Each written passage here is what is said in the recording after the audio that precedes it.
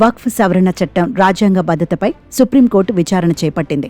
ఈ సవరణ చట్టం రాజ్యాంగ బద్ధతపై దాఖలైన 72 పిటిషన్లను సుప్రీంకోర్టు విచారించింది.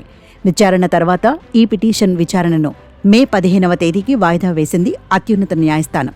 ఈ వక్ఫ్ సవరణ చట్టం రాజ్యాంగ బద్ధతపై ఏప్రిల్ 17న సుప్రీంకోర్టులో విచారణ ప్రారంభించింది.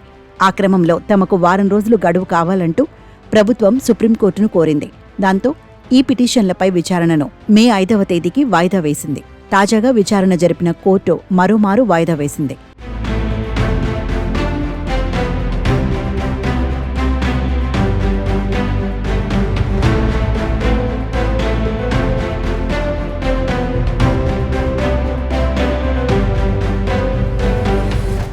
కాగా వక్ఫ్ చట్ట సవరణ బిల్లు ఇటీవలి పార్లమెంటులో ఆమోదం పొందింది.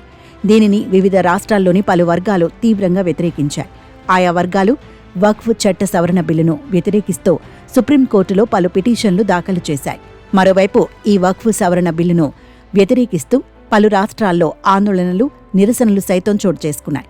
ముఖ్యంగా పశ్చిమ బెంగాల్లోని ముర్షిదాబాద్ జిల్లాలో అయితే భారీ ఎత్తున ఘర్షణలు చోటు చేసుకున్నాయి. ఈ ఘర్షణల్లో 3 మృతి చెందగా పలువురు తీవ్రంగా గాయపడ్డారు. తాజాగా విచారణ సందర్భంగా వక్ఫ్ కేసు విచారణను జస్టిస్ బిఆర్ గవాయ్ ధర్మాసనానికి బదిలీ చేసింది. మే 13న ప్రధాన న్యాయమూర్తి జస్టిస్ సంజీవ్ ఖన్నా రిటైర్ కానున్న నేపథ్యంలో కేసు బదిలీపై నిర్ణయం తీసుకుంది. వక్ఫ్ కేసులలో తదుపరి విచారణ జస్టిస్ బిఆర్ గవాయ్ ధర్మాసనం విచారణ కొనసాగించనుంది. ఏప్రిల్ 17న CJI Justice Sanjiv Khanna, Justice Sanjay కుమార్లతో కూడిన ధర్మాసనం కేంద్ర ప్రభుత్వం విజ్ఞప్తి మేరకు విచారణ వాయిదా వేసింది.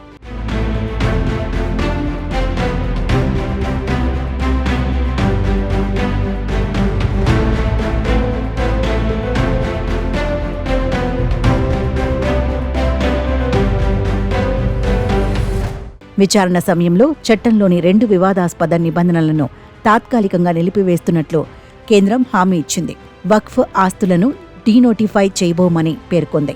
అలాగే వక్ఫ్ కౌన్సిల్, బోర్డుల్లో ముస్లిమేతరులను నియమించొద్దని కేంద్రాన్ని సర్వోన్నత న్యాయస్థానం ఆదేశించింది.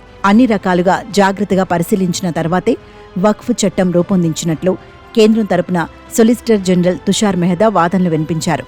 పూర్తి స్థాయిలో వాదనలు వినకుండా ఎలాంటి ఆదేశాలు జారీ చేయొద్దని విజ్ఞప్తి చేశారు.